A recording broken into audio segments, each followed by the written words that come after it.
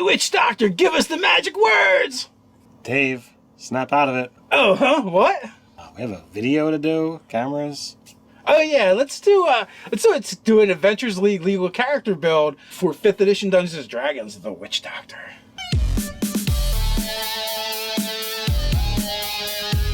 Welcome to Nerdarchy. For nerds, by nerds, I'm Nerdarchy Dave, and as usual I'm hanging out with this nerd. Nerdarchy Ted.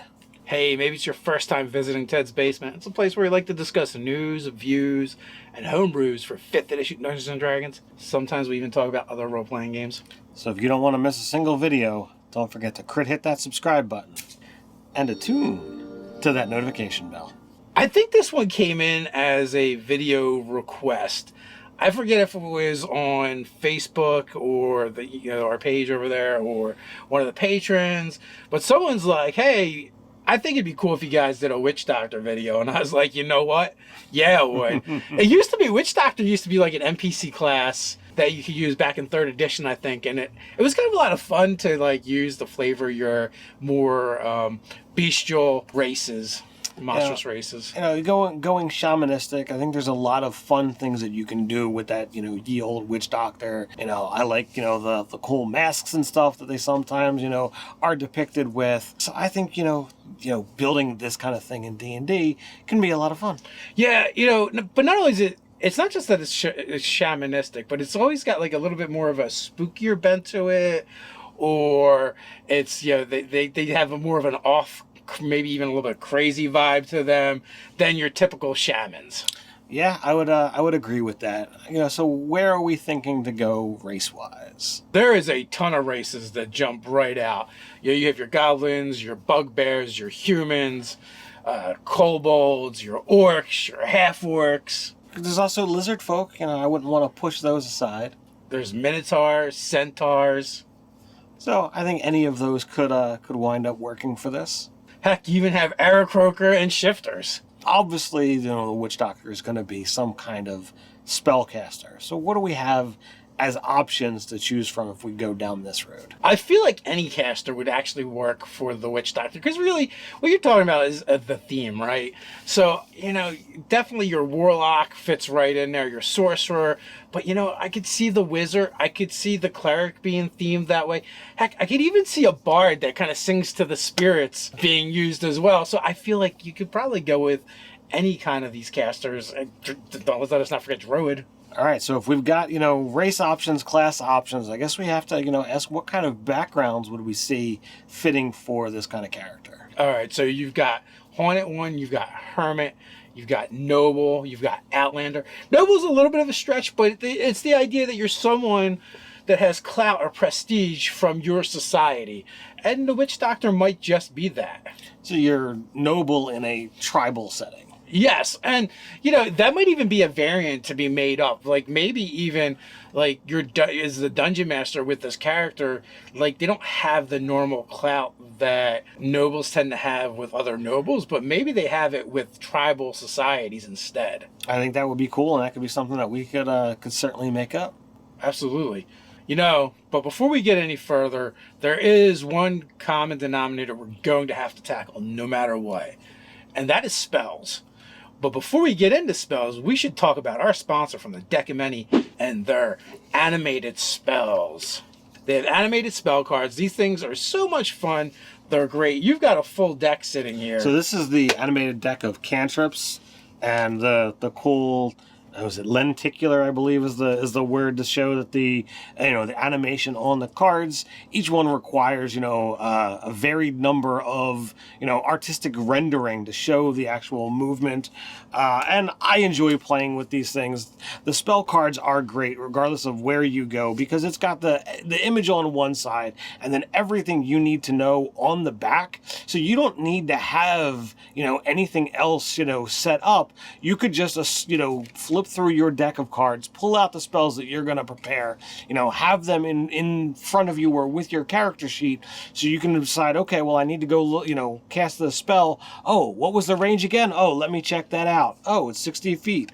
What's the damage? Oh, it says it right here, 2d8 at level 5. Bam, I don't need to worry about pulling out a book. All the information is on the handy dandy cards. I mean, and they're just cool. Let's face it. You know, they're handy, they're very convenient. It's a great resource. But who cares about all of that stuff? They're cool to just look at them and play with them at the table. They might actually be a little distracting. They remind me of being a kid and, you know, getting decks of cards, whether it was Marvel or even they had them for, you know, sports as well, where they'd have the special card in there with the holographic image. The foil, the premium, regardless of what you wanted to call it. I don't think they like it when I refer to them as holographic cards, but I mean it with love because I used to love getting those as a kid, and that was like the special card. It was the big deal. But in this case, they're all a big deal. It's not just that one card. So head on down to the description. Check out the deck of many. They got such awesome stuff over there in addition to these animated spell cards. So let's dive back into our Witch Doctor. So, you know, we're going to have to pick our class, our race, and our background, and then arrange our stats. You know, for a Witch Doctor, there's a lot of options. But you know what? One of my favorite races is Lizard Folk. So I think having a Lizard Folk Witch Doctor would be a really cool NPC to be able to put in a game, or a cool PC to play as a character. I just hope Crawl doesn't get wind of us doing this video without him. He does like to come on whenever we have something to say about his people. Well, that is true, but, you know, I do believe he's off at the swamp at the moment. All right, so Lizard Folk, I can get behind that for sure. So let's go to our background. Where are we going to go for that? Any of the ones that we've presented would be kind of cool, but the one thing that we know, like Witch Doctors, is, you know, you can find them off alone in their hut. You have to quest to go find these guys. So I think Hermit works out really well for this. I have to agree. A lot of times the Witch Doctor is a very integral, important part of the tribe, but at the same time, apart from the tribe, it's like an awe and fear thing, all combined to one. So putting them off and having them do their thing as a hermit makes a lot of sense. All right, so now we have to, you know, really look at, you know, what class or classes, you know, are we going to have for something like this? If all the spellcasters are an option, that's a lot to choose from. So we know we're going to go with multiple classes on this one. So before we dive into that, let's go over the stats and see if folks can guess where we're headed based on the stats alone. All right, so going with abilities, strength, dex, and con, we're going to go with an 8, a 13, and a 12. And for our intelligence, wisdom, charisma, we're looking at a 10, 15, 14, knowing that we have that bonus from Lizard Folk, +2 to Constitution, +1 to Wisdom. Our Wisdom is going to wind up being a 16, and our Constitution bumps up to a 14. Looking pretty good. We got 2 14s and a 16. Not bad at all. So now, where are we going to take our very first level in? All right, so we already discussed that this is going to be a multi-class build, and we know that Witch Doctors tend to have a little bit of dark power behind it, so we're going to dabble. We're going to get a little bit of power to start from Warlock. So the first bit of power this character build gets, they take a deal. So level 1 Warlock.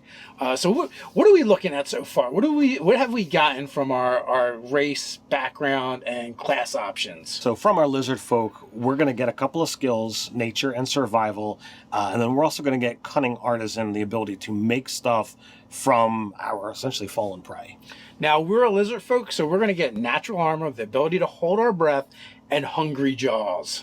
So for our background, we took Hermit, so we're going to get Medicine and Religion, 2 things that I think very much speak to what a Witch Doctor can do. We're also going to get access to the Herbalist Kit and the Sylvan Language. I think the Sylvan Language is nice.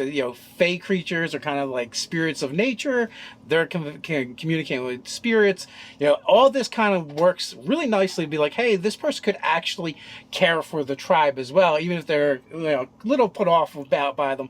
But if they have poisons, diseases, and illnesses to deal with, this is the person that could help them out. So medicine, religion, nature, survival. We haven't even dived into our first class, and we've already got a lot of very useful skills for the tribe life and things that, to me, speak of Witch Doctor. So we already spoke that we're taking our first level in Warlock.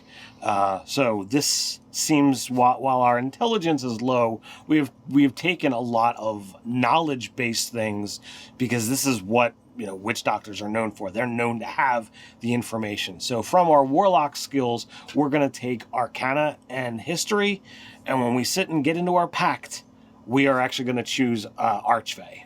Archfey is going to give us Fey presence. Makes sense. The Witch Doctor has that aura about them. So yes, there's a reason why they are considered kind of spooky. I like the fact that they have Arcana and History as well. They're the lore keepers of the tribe as well, even if people don't really always want to deal with them.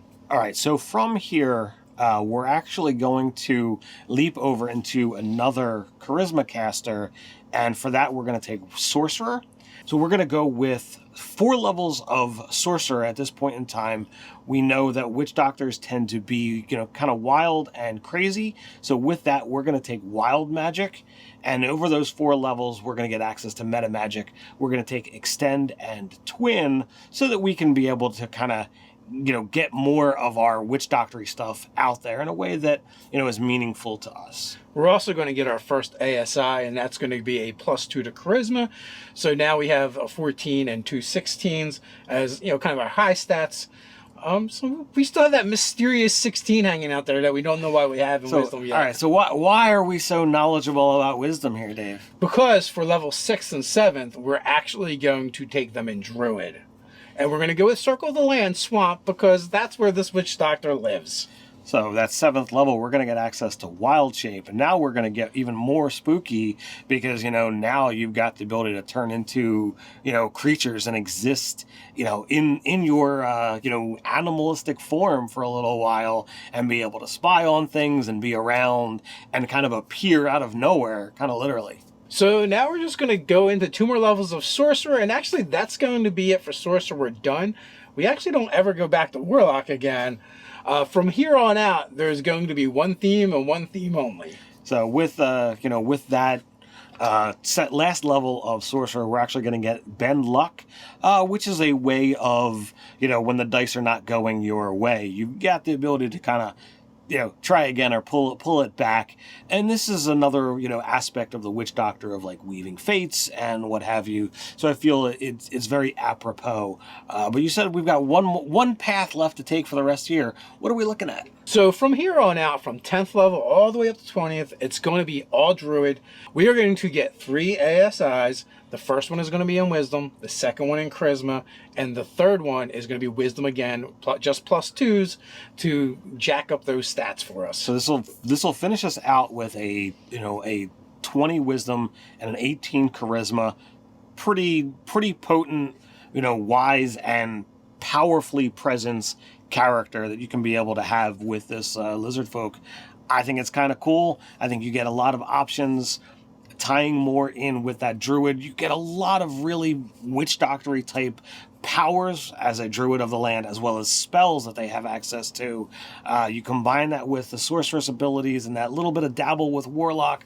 I think this really rounds out this character really nicely. Yeah, if you look at the character build guide and the character sheet, which are down below, you'll be able to see actually what is the exact path that we took, what spells we took. You'll have access to all of that. But now the question is, how would we use this individual as an NPC in the game? I love lizard folk, and you could use this particular character in a variety of different ways. Perhaps there's some lost information that is apropos to the land, and maybe this is the only character that has it.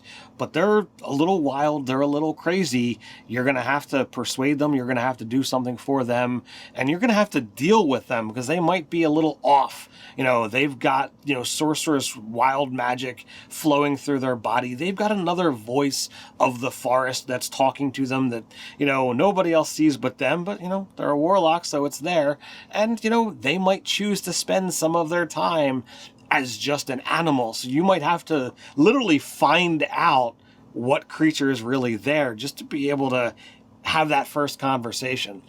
So finding them could literally be part of the challenge itself. I like the idea of them being a servant of this fey creature, their patron, and they are actually the gatekeeper. You have to go through them to get to their master. And they're a little bit off and a little kooky, but they're also really wise and charismatic at the same time. So they're likable and off-putting.